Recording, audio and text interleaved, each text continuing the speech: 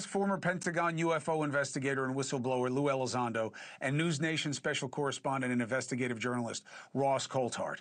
Lou, do I have it wrong? Or is Grush saying it's not just about technology?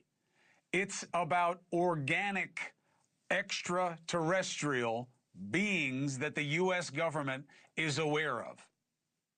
Yeah, Chris, thanks for having me. I think what you are witnessing before our very eyes is the disintegration of perhaps the greatest cover-up in American history.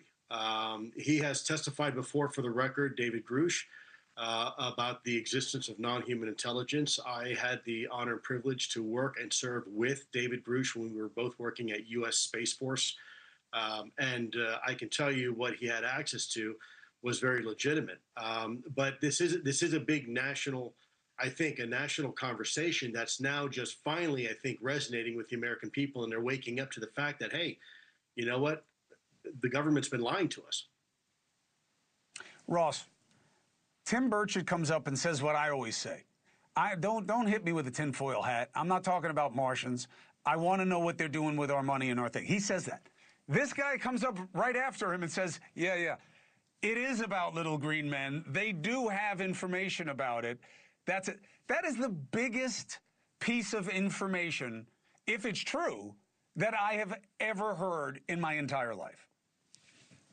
Well, g'day, Chris. I can tell you, having just come from a viewing of Steven Spielberg's fictional telling of Disclosure Day, it's quite something to see Dave Grush talking about biologics, about beings, about different types of sentient, advanced, intelligent beings on the steps of the Capitol.